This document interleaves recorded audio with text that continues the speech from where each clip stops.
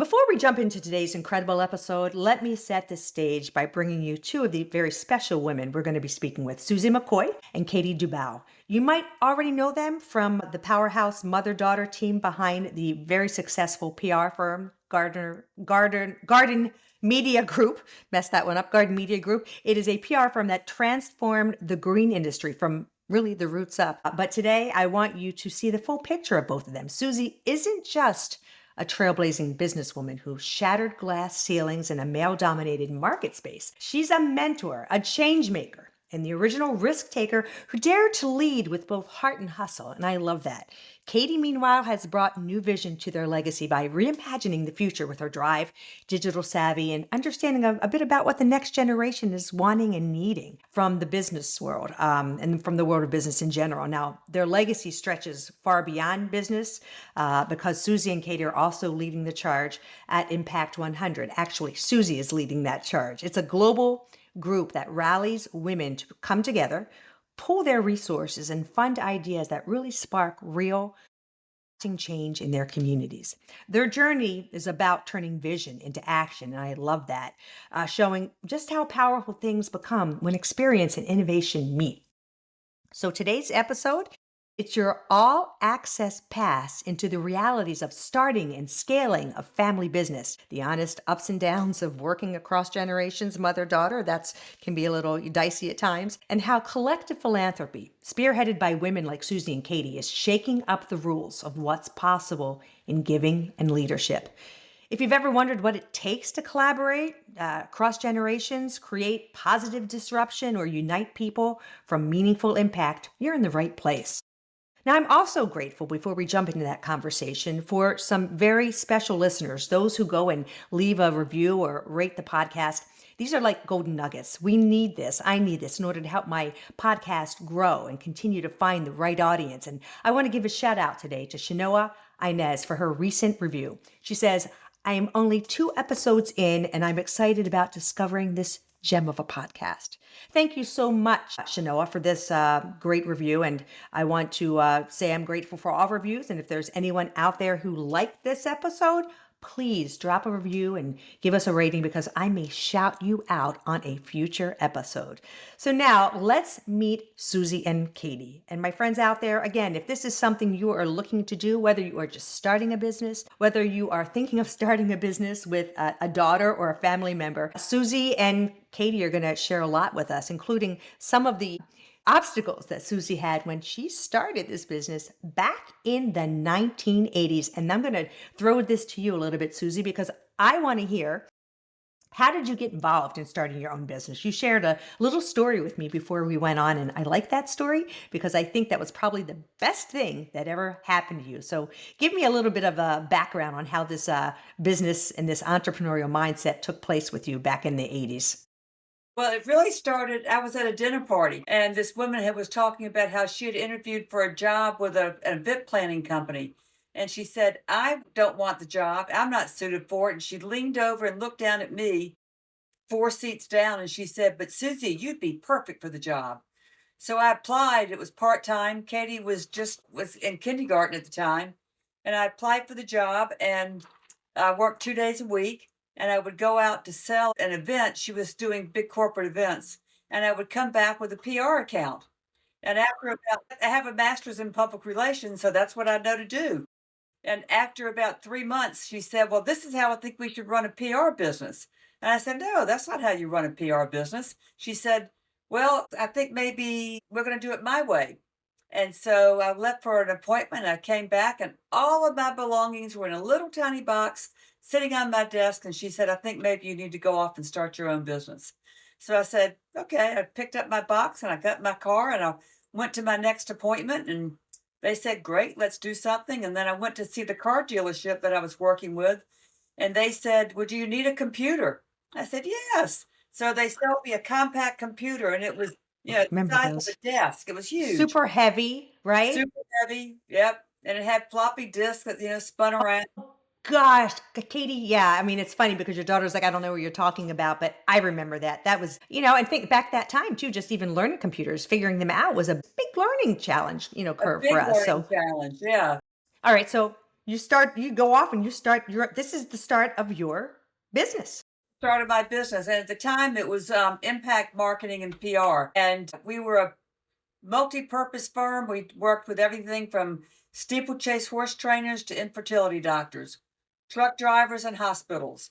So in the tri-state area of Pennsylvania, Maryland, and Delaware, and it was, anybody that wanted to get a brand awareness and build word of mouth, we would work with it. There was no niche. Well, I'm gonna do a little bit of a shout out to my friends at Costa now because this is my. And what did you say this plant was, An Katie? anthurium. That is my favorite house plant.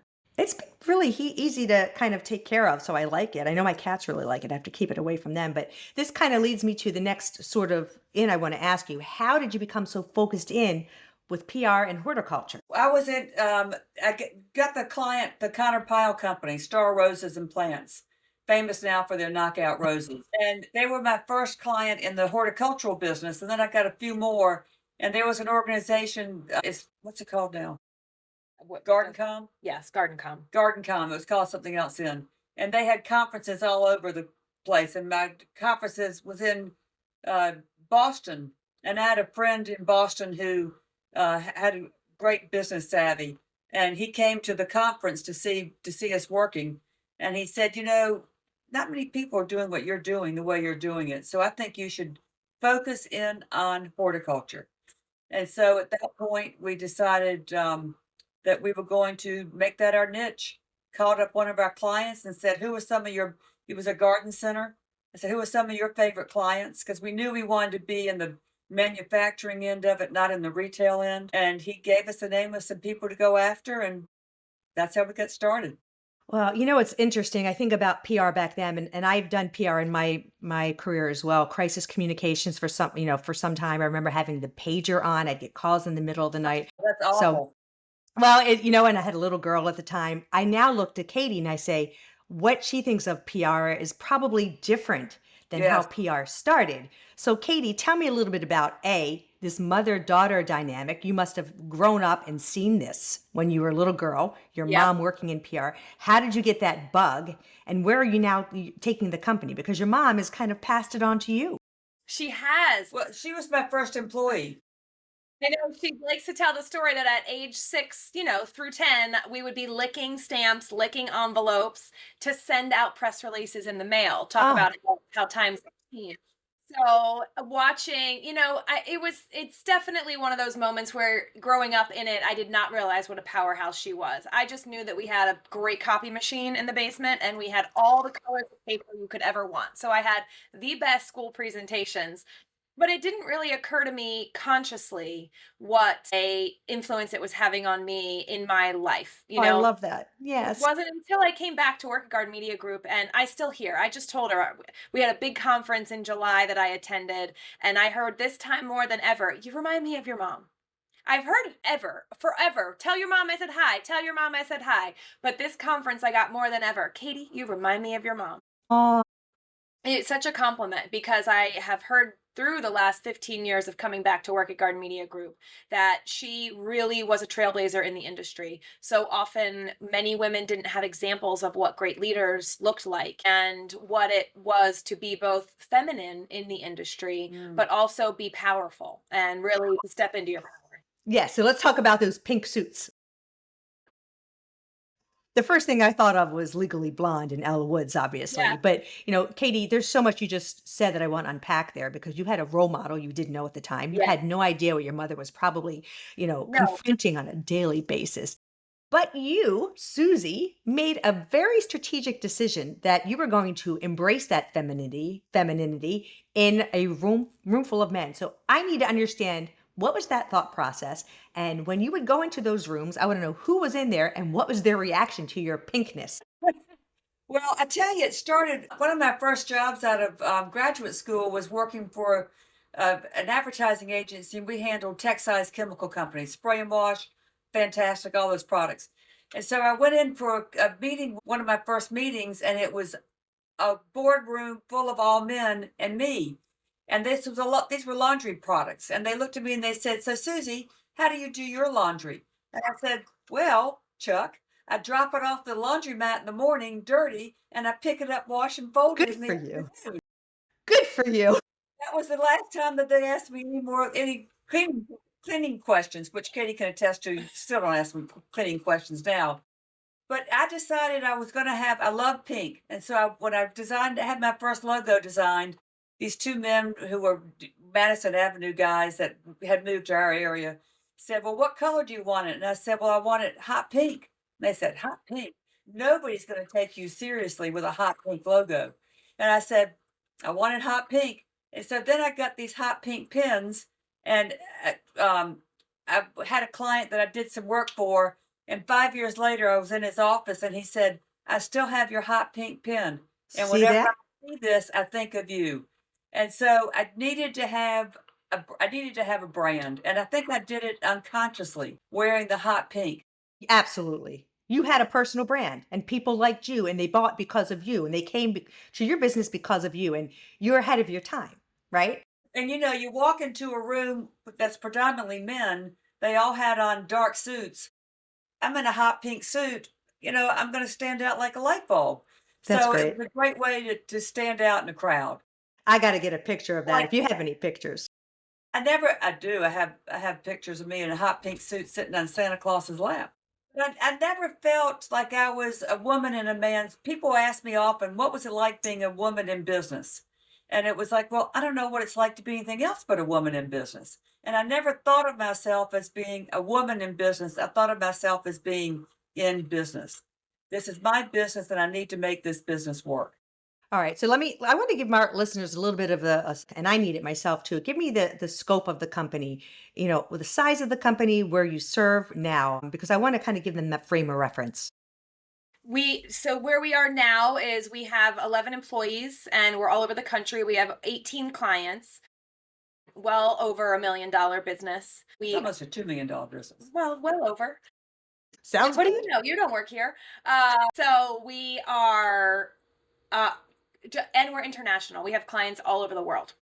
And they're mostly in. So do we know some of these clients? Are you able to? I mean, again, and that's Well, okay if you don't. Costa Farms is Great one of company. them, and Costa has been a client for 13 years. So it's really wonderful to also have clients that you've worked with through, as you said, printing out press releases, and we've evolved with them. And one of the things that I really pride myself on is keeping up with the market. But Costa Farms, Davy Tree, the Davy Tree Expert Company is one of the largest arboriculture or tree care companies in the world. But then beyond that, honestly, what are the brands that you even know in the garden industry? There are not a lot of household name brands out there. But it's changing, right? Listen, I think I'm learning this personalized experience, even with, something like a Costa Farms, where you can now order, I mean, easy to care for plants based on whatever your personal preferences are and your abilities are. God knows I don't have much. So to me, I'm very excited and feel good that I have a plant that's still living. So I think that whole experience has changed too. It's becoming this sort of very, very hyper focused sort of not only are you able to order something, but then become a community with it. Go online, figure out the best way you can do things, Yes. learn. Yeah, the care tips are at your fingertips, but then also it's so much more out there in the world. It's in every influencer. Every time you look on social media, there's a plant in the screen. So now it's just part of your daily life. It's like having a refrigerator in a kitchen. Everyone just wants a plant in their living room or Yeah, yeah. And I think being able to have that education is taking a little bit of the fear away as well. yeah. Same thing for me. Now I'm like, oh, I can YouTube it, or I can go in here, I can go to this website and learn. So how did you get involved in kind of getting this fire? I assume you were around your mom, but a lot of times when you see what your parents do, you really have no interest. You must have somehow developed that passion along the way. I think so I was in communications. I majored in college in communications and knew because of nature and nurture that this was a business for me. And I was working in New York City and getting a little burnt out and spinning my wheels and not really thinking about coming back home to work in the family business ever. It was never a part of the thought process of even moving back home. And then my stepfather called and said, basically, is this something you want to give a shot? Because your mom's going to retire in the next 10 years. So if you want to give this a shot, then you need to think about it. And it was never anything that she said so openly to me, so matter of factly. Maybe you had said it over time, but I never, yeah, it never That is was a conversation we had in that way. I never felt pressured. I never felt pushed to join the family business. Never even considered it an option until Fred called me and I said, huh, I think this is the right time for me to give it a shot because what do I have to lose? What else is she going to do? You know, you could sell the business, but let me give this a shot. And I was about 27 years old. Um, and you were that young? mhm, yeah, and That's amazing. I mean, think about it. Like I acknowledge you, Susie, for starting something and building it to where it is, and what a gift it is for you, Katie, to get in and kind of say, okay, now it's to this point. I can take it in a different direction, the same direction, expand it, and leverage all of the great things that we have at our fingertips now and the digital footprint that we now have that is so different than 30, 40 years ago. I mean, it's just mind blowing on what you're able to see. So congratulations to you both. Now I do have a question. I assume you both have a good relationship. I mean, what's your relationship like before, after? I feel that you do, but I also know because I was very close to my mom, wrote a book about my mother, did a TEDx about my mother. I get it. My mother was not like, we were very different in a lot of ways. So how does that all come to play? well, it's funny when you just said, you know, when you came in, you wanted to do this, change this, do this, and that was all on day one. You know, I came in with a very big ego, and it was not clear to me at the time, but I came in thinking, I am here to change things. Not, I am here to learn from the expert and the master. And that created a Because lot of, that's your mother. That's your yeah, mother, right? You didn't look at her that way, probably. no, no. And I came in and I saw a lot of old fashioned types of techniques being used. And I saw a lot of things that I thought I could make more efficient. But instead of observing, you know, the best practice is always to sit and wait and watch. And we lost a couple employees in those first couple of years because I think number one, they saw the writing on the wall. Things are going to change with Katie. And number two, it's pretty tense around the office some days. We were in the office at that time 15 years ago. So we were in the office at that time and we would Right. you know, loudly in the office say, no, I think it should be not done this way. Well, I think it should be done this way. So I think it was the pyramid was not clear. I did not respect the pyramid. And until I was able to respect that she was at the top and that I still had to do it her way, were we able to say, okay, now let's figure out how to in a compromising way push the business for the greater good of the business. Yeah, and that's very interesting. You didn't have your lens on that first. You came in thinking, "Oh my gosh, I see about 10, 15, 20, 30 things that I could change and has to change right now. I don't want to hear it. I know, right?" But then you come to respect and learn that it was built that way for a reason, right? You start these things worked. Sometimes, I see the same thing with my daughter. We're different, ages. You may do this way because you've tried a lot of those other ways and it didn't really work. Your clients want it a certain way. You have to learn about the client. What do they like? What do they want to receive? And so I think in some respects, you were young enough to be molded, right? Which is great. 27, you're still kind of like, all right, whatever. But now you have the insights to understand the business as much as you do after 15 years you've been there, and now take it to all new heights. And that's wonderful. So, I think now you've probably come to a different understanding. And does Susie, do you ask a lot or are you hands off now? You're out. Oh, no, I'm out. Occasionally, she'll ask questions and ask my advice about things. But when I decided to sell the business, our accountant said, "Well, I think you should keep 40% of the stock." And I said, "No, I don't want any of it. If I have 40% of the stock, then I'm going to have 40% of the say." And it was important at that time. I'd already backed out enough because we were going to Florida. We started going to Florida, and I sat next to a succession planner at a CEO luncheon, and I asked him. I said, "What would be your one piece of advice to me to transition this company over to my daughter easily?" And he said, "Go away on vacation for 3 months and don't call in." And so, Wow. yeah. Wow. So it was at Hard. that time that we were going to Florida in the winter. And so I started working on a national nonprofit for the industry, for the consumer horticulture industry. And so I was putting a lot of my attention and focus on that and letting Katie run the business. And I would come back in the summer and I'd walk back into the office thinking, oh, okay, I'm back. And it was clear that the office didn't need me anymore. So it made that transition much easier because I was away from it. I know a lot of people that just can't get out of they want to turn it over to their children, but they don't know how to let go. And I think letting go is so important because it's going to be hers, and she had to run it the way she wanted to run it. I ran it the way I wanted to run it for 30 years. It was time for her to be able to take it and run it her way. My sister and her husband were sailors, and I remember sailing in a regatta with them one time in a race. And Nancy was telling Sam what to do, and Sam looked at her and he said, "Nancy, there's only one captain on this boat, and it's me." And that's the way it is in a business. There's only one leader. It all falls back on you too. I remember telling Katie when she first came to talk to me about taking over the business, I said, "Well, there are going to be some lean times, and you're going to have to lay somebody off. Yeah, that's the worst. Yeah, I was going to just say that's the worst. But that somebody is going to be you. You're the first person that gets laid off in your business. Yeah, firing people is the worst. And what Yeah, she yeah. means by that is taking a salary cut, how to make things work, Right. which I Right. learned that she did over the years. Taking massive salary cuts, not taking a paycheck a couple of months so that you could keep your staff on and get through some of those lean times. Like 2008, 2009 Oh, was a really rough time for Garden Media Group.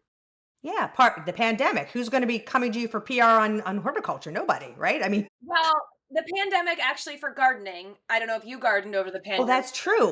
Yeah, the pandemic was for our business, it changed our business drastically. And first of all, Yes. January of 2020 was my first year as the primary business owner. So she retired December 31st, 2019, and I took over officially. And 3 months later, the world shut down. So I was a little nervous, but interestingly, I didn't have a lot of time to dwell on what's it like being a business owner. What am I going to do with Right. all these employee salaries? Because it was the busiest time we've ever had as a business. Two Yeah, I would imagine that's something you could do on your own. People were staying home. That's great. So you probably Yes. pivoted and found that Yes. opportunity. It was fabulous for us.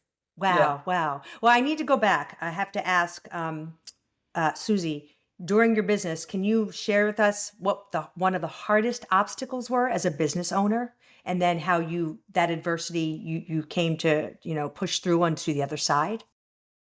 Well, for me, the hardest thing was I know people always laugh when I say this, but I have a shy streak. And so to have to make cold calls was probably the hardest thing for me in building the business and getting new clients.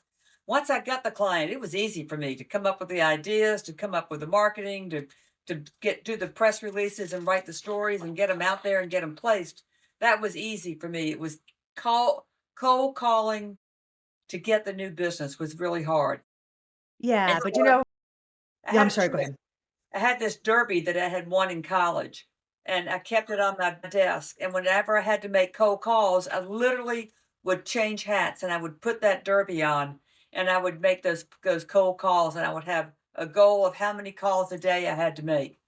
Because That's entrepreneurialism at its best, and it's something I think from a mantra. We talk about a lot of mantras on this show. You don't grow unless you change. And if you do something every day that you're afraid of and get through to the other side, that's to me in myself, like what I would say is a mark for success, being able to push through and do something that was very uncomfortable for you. Mhm.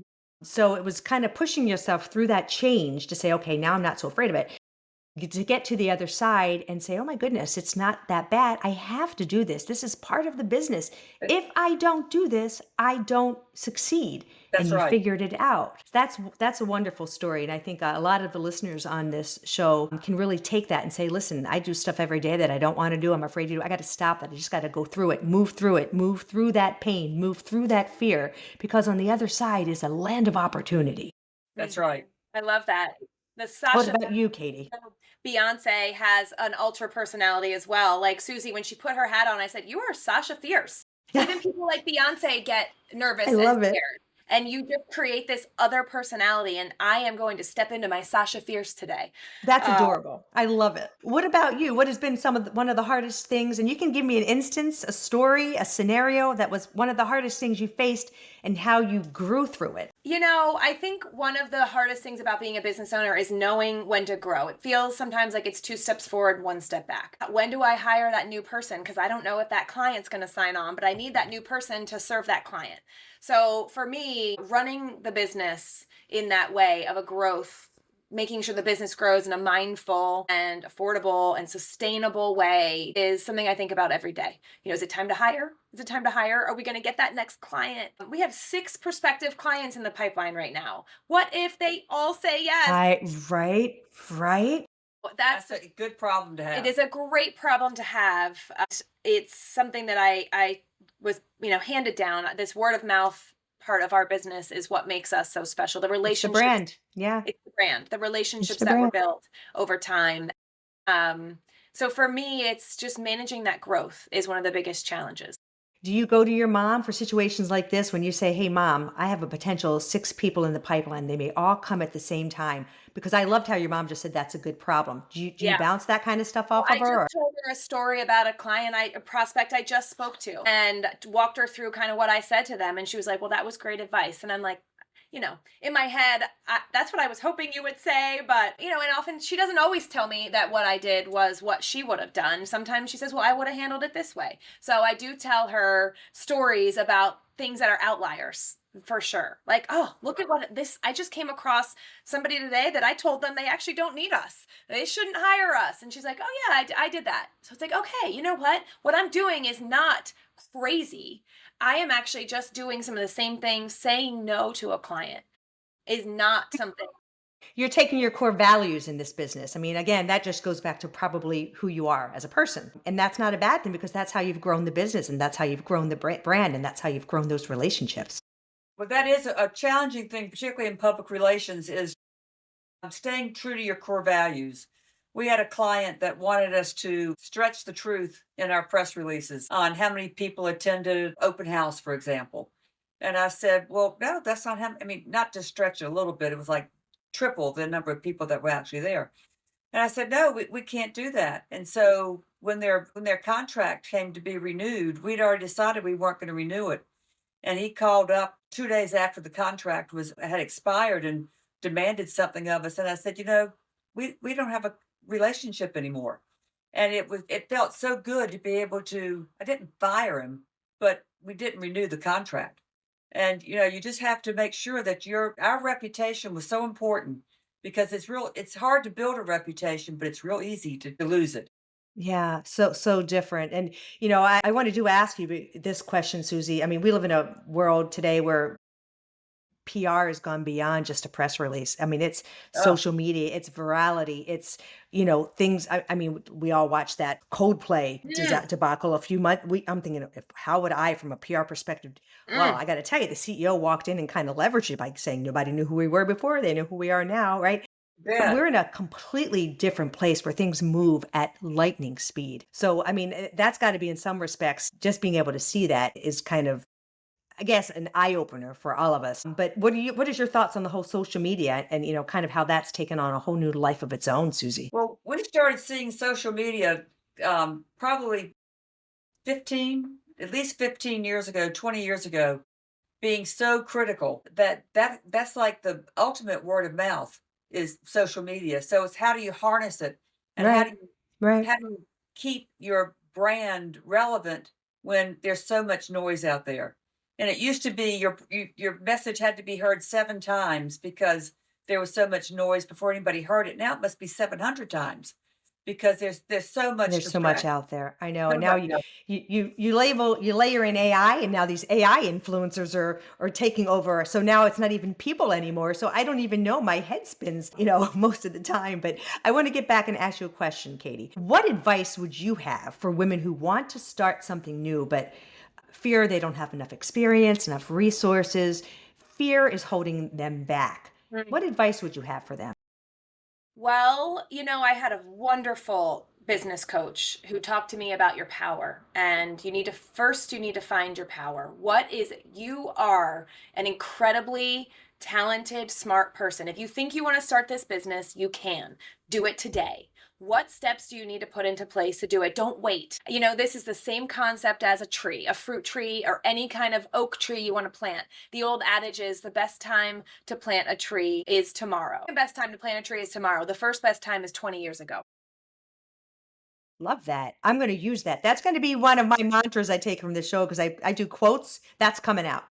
So, it is don't sit on waiting. You will never be ready. You will never fully be ready to start. And I tell some of my young employees who I say, why don't you lead this meeting today? Oh, I don't know if I'm ready. Fake it till you make it. I truly believe in that. I know a lot of people don't subscribe to the fake it till you make it, but I believe that you always can talk yourself out of something. So today is the day that you start. Step your foot into your power, decide to take that initiative, and your experience will build the thing that you want. It might go in a couple different directions. I was lucky to be given a business that was successful with a fabulous reputation. And I didn't know, and I still don't know what the next 20 years will entail for us. But I am very proud of where it is going. And I make conscious decisions to take it there, but I also go with where the next opportunity lies. So, and don't be afraid to say yes to things. And Yeah. I'm surprised Katie didn't say make a list because she's a huge list maker. And I think if you write down the things that you need to do today to get to your goal tomorrow will help you get there. But just wishing that it's going to happen, it's not going to happen unless you make a plan.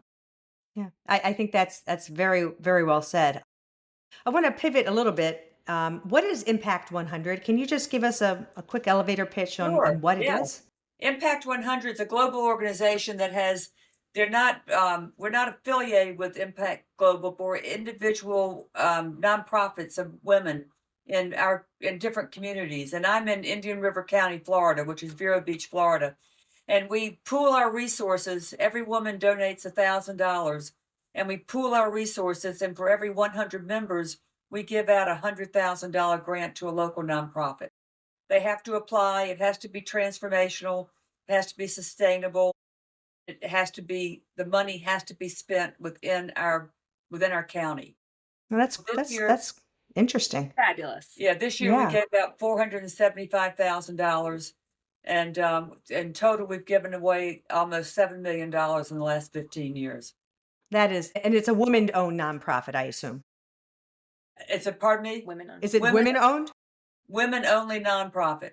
Yeah, we're really Yeah, well, brand focused. congratulations. Yeah. That's fabulous. All right, I want to ask this. What are the biggest lessons? The biggest lesson each of you have learned from each other as professionals. With Katie, I have learned that I don't have to be a perfectionist. I would take hours and hours and days to write a proposal to make sure I dug down deep into the company and knew everything. Katie can whip out a proposal, in a day. And so I would rewrite a press release over and over again, and I would change just a few words. So I learned that I do not have to be a perfectionist to be successful. Okay, what about you? Yeah. For my whole life, she would call me a 90 percenter. And for a little bit, I kind of took that personally. Why am I not a 100 percenter? But then I kind of wear it as a badge now. I don't need to get to 100% to be finished. Let's move on. It's good enough. But I also surround myself with great people. So copy editing is not my thing. I have other people to do that. I need to get it to that 90% and move on. So that's where that comes from. I mean, how much time do you have? We're wrapping up, so you can give a Yeah. couple more. Interestingly, I think one of the things that embarrassed me most when I was a kid is one of the things I learned the most from her. And it's not being afraid to take up space in a room, not being Mm, afraid to have your voice heard. Oh, I love that. When I would sit in a room and she would speak out or speak up or disagree with somebody, and I would want to just disappear. Now I see, well, not only is it just important because you have an idea and you deserve to be heard, but man, are your ideas good. And look at the person, don't look at her. Look at the person who the idea is going to and look at their face. Like you can watch, I can remember people soaking it in, taking notes, just the information they were being given was so valuable to them. And so Right, not right. being afraid to speak out, speak up. That you know what? That is just really powerful. I've never heard of really kind of presented that way. Do not be afraid to take up space in a room. And that is, I just, again, and you're giving me some great takeaways here. I mean, again, this show is all about how we can help people get to the next side if they've Yeah. faced adversity in whatever life is. Push through, because I think everyone has such talent and potential, but there are things that hold them back. And so I want to kind of wrap up the show, because obviously your mom was ahead of her time and you have incredible energy. And I know you're going to take this company to great places. Thank you. Susie, let me start with you. What are 3 things or 3 pieces of advice you would give to any woman who may have a dream, whether it's to start a business, whether it's to, take a class, whether it is to not be afraid to get up and speak in front of someone, whatever it is, what are 3 pieces of advice you would give them to get them to where their dreams are? Well, I would say take care of yourself. It's really Mm. important to take time for yourself, take time to get away by yourself so that you can collect your thoughts. Women are pulled in, so many women who are married with children. You've got your husband's pulling on you, your children are pulling on you. So you need to make sure you take time for yourself. I would also say make a plan. When I got ready to retire, one of my best girlfriends said to me, you write proposals all the time for clients. Why don't you write one for yourself? Totally So agree. A business plan. I totally agree. I love I it. wrote a business plan for Mm. myself. Yep. And so I would say, take time for yourself, make a plan, and as Katie said, just step into it. You can have a million excuses why not do it, but come up with just one good excuse to do it and do it. Love it. Love it. All right. What about you, Katie? So I think I know you're going to agree with all of these, but number one is invest in your relationships. One of the things that has made garden media successful and what will take us into this AI era is that we build great relationships. I can call up somebody from the Today Show, top influencer. Hilton Carter is someone who works with Costa Farms, an interior scaper with houseplants. Call him up, text him. You develop relationships with people because you care, not because they're going to get you something. Invest in relationships. Number Yeah. one, really important. Number two is embrace change. I was on a call last week with somebody and we do trends. The Garden Trends Report is a big thing Garden Media Group does. And I said, are you sure your customers want this talk? He said, you know what I tell people is if you can count on one thing next year, and that's going to be change. It's the only thing you can count on. Yeah. So embrace the change, be ready for it, and don't be afraid. And I will echo the speak up and speak out often. Don't be afraid to have your voice heard. If you are more introverted, prepare ahead of time. Have a list of things you want to talk about. So that way you are prepared to say those things and you don't have to be as spontaneous, but speak up and speak out. I love it. And I just want to thank you both. I just think, all of the various little nuggets of information you've given us are so important. And so I just want to say thank you. I wish you both the best of luck and continued success. And for those who are listening now, if you like this episode, again, take a moment to rate it and take a moment to just, write something positive. And I want to thank you both for being inspirational and hope you continue to grow.